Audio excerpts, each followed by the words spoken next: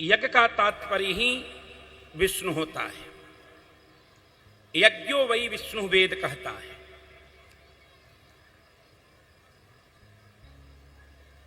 धर्म के 3 स्कंद स्वीकार किए गए हैं। उसमें प्रथम स्कंद यज्ञ है।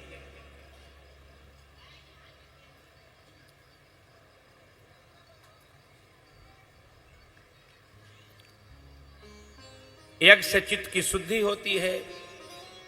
विशुद्ध चित्त में आत्म तत्व का साक्षात्कार होता है और आत्म तत्व साक्षात्कार के पश्चात भगवत भक्ति और भगवत प्रपत्ति प्रकट होती है। और जैसे जीव के हृदय में भगवत भक्ति और भगवत प्रपत्ति प्रकट होती है, जीव का कल्याण हो जाता है। मैंने पूर्व में भी निवेदन किया था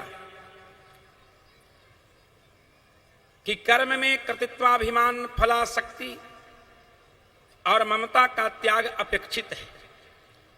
गीता अध्याय 2 की ओर दृष्टिपात कीजिए। ऐसे गीता को 3 भागों में व्यक्त किया गया है। त्रिशतक है गीता में। प्रथम शतक 1 अध्याय से 6 अध्याय तक, द्वितीय शतक 7वें अध्याय से 12वें अध्याय तक और तृतीय शतक 13वें अध्याय से 18वें अध्याय। आप जानते हैं कि संपूर्ण वेदों का सार उपनिषद है और उपनिषदों का सार श्रीमद् भगवत गीता है। श्रीमद् भगवत गीता भगवान श्री कृष्ण की वाणी है। गीता में कर्म योग, ज्ञान योग, भक्ति योग, शरणागति योग और आचार्याभिमान का वर्णन किया गया है। गीता की शरणागति अद्भुत शरणागति। गीता का श्री गणेश ही शरणागति से और गीता जी का उपसंहार भी शरणागति से, उपकर्म शरणागति से और उपसंहार शरणागति से। शास्त्रों के अर्थ निश्चय में 6 सामग्रियों का ग्रहण किया जाता है। शास्त्र के जो वचन हैं उसके अर्थ निश्चय में 6 सामग्रियां होती। उसमें प्रथम उपकर्म और अंतिम उपसंहार और मध्य में अभ्यास। अभ्यास यानी किसके पक्ष में पुनर्कथन किया गया है। तो गीता अध्याय 2 में भगवान ने कहा, कर्मण्येवाधिकारस्ते मां फलेषु कदाचन मां कर्म फल हेतुर्ब्रह्मा ते संगुस्त्व कर्मणि। मंत्र से आप सब अवगत हैं। अग्रिम मंत्र है योगस्थ कुरु कर्माणि संगम त्यक्त्वा धनंजय। इन दोनों मंत्रों का तात्पर्य है कि कर्तृत्वाभिमान, फलासक्ति और ममता से रहित होकर कर्म का पालन करना चाहिए। तभी चित्त शुद्ध होगा और विशुद्ध चित्त में ज्ञान योग का उदय होगा। ज्ञान योग यानी आत्म तत्व का साक्षात्कार। मैं का बोध, मैं का बोध नहीं होने के कारण ही जीवन आदि काल से संसार में भटक रहा है। जिस दिन अहमर्थ का बोध हो जाएगा, मैं का बोध हो जाएगा, उसकी संस्कृति विनष्ट हो जाएगी। संस्कृति कहते हैं आवागमन के चक्कर को। पुनरपि मरणम पुनरपि जननी जठरे शयनम, यही संस्कृति है। कई लोगों की मान्यता है कि गीता कर्मयोग का ग्रंथ है, लेकिन ऐसी बात नहीं। कई लोग की मान्यता है कि गीता ज्ञान योग का ग्रंथ है, पर ऐसी बात भी नहीं है। और कई लोग की मान्यताएं ऐसी है कि गीता भक्ति योग, शरणागति योग का ग्रंथ है, पर ऐसी बात नहीं है।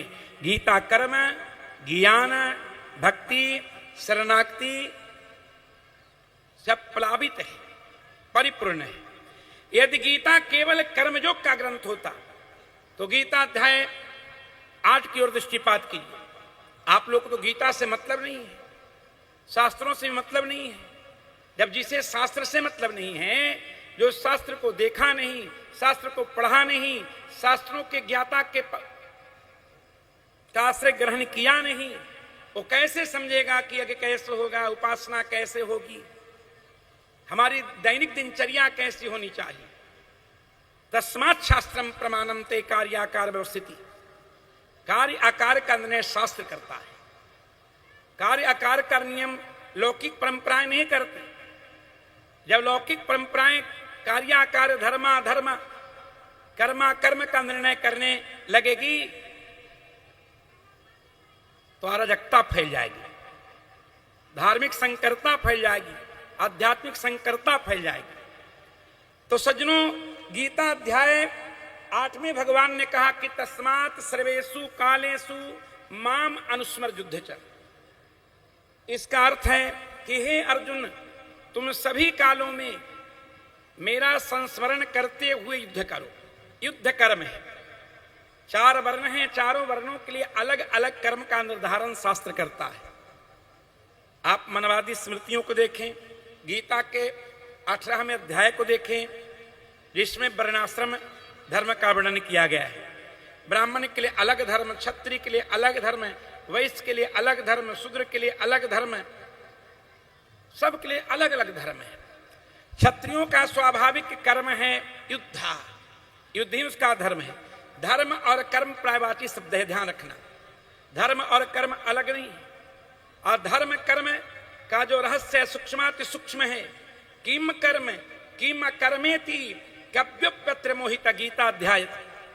कर्म क्या है, अकर्म क्या है, धर्म क्या है, अधर्म क्या है, कर्मा कर्म धर्मा धर्म का स्वरूप सूक्ष्माति सूक्ष्म है। बड़े बड़े ज्ञानी भी इस विषय में मोहित हो जाते हैं। सामान्य जीव क्या समझ सकता है कि कर्म क्या है? भागवत का श्री गणेश कर्मा कर्म से हुआ है। शौनकादिकों ने कर्मा कर्म के संबंध में प्रश्न किया, परीक्षित जी ने कर्मा कर्म के संबंध में प्रश्न किया, देवर्षि नारद जी ने कर्मा कर्म के संबंध में प्रश्न किया, विदुर जी ने कर्मा कर्म के संबंध में प्रश्न किया। गीताकार कह रहे हैं कव्योपत्र मोहिता, कव्य बहुवचनांत प्रयोग है, कभी नाम पंडित कभी नाम ज्ञानी भी कर्म अकर्म के स्वरूप से अवगत नहीं है, फिर समान जीव कैसे हो सकता है? ध्यान दीजिएगा मेरी बात पर, सब लोग ध्यान देना। तो मैं निवेदन कर रहा था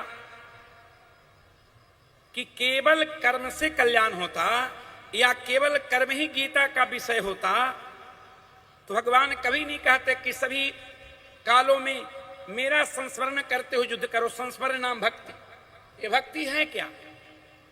ये भक्ति भक्ति लोग कर रहे हैं। भक्ति करो, भक्ति करो, कर्म करो, कर्म करो, ज्ञान अर्जन करो, ज्ञान अर्जन करो। उनसे पूछा जाए कर्म की परिभाषा क्या है, ज्ञान की परिभाषा क्या है, भक्ति की परिभाषा क्या है, शरणागति, मौन हो जाएंगे। तद्विधि प्रणिपाते न परिप्रश्रेण सेवया उपदेक्षन्ति ते ज्ञानम ज्ञानिस्तत्दर्शिन श्रद्धावान लभते ज्ञानम। ध्यान देना। तो यदि केवल कर्म का विषय गीता या केवल कर्म से ही कल्याण मानव मात्र का होता, जीव मात्र का होता, तो भगवान ऐसा कभी भी नहीं कहते कि सभी काल में मेरा स्मरण करते हुए कर्म करो। स्मरण ही भक्ति है, पर केवल स्मरण भक्ति नहीं है, सतत तैल धारा बक्षिण संतति बत संस्मरण भक्ति। जीवन में ज्ञान जरूरी है, ज्ञानी ज्ञानी को पहचान सकता है, घायल ही घायल की गति को जान सकता है। तो सज्जनों, कर्तृत्वाभिमान फलाशक्ति और ममता से रहित होकर जीव जब कर्म करता है उससे चित्त की शुद्धि होती है। विशुद्ध चित्त में भक्ति योग का आगमन होता है। भक्ति योग को प्राप्त करके जीव कृत्य कृत्य पूर्ण कृत्य और अपेत कृत हो जाता है।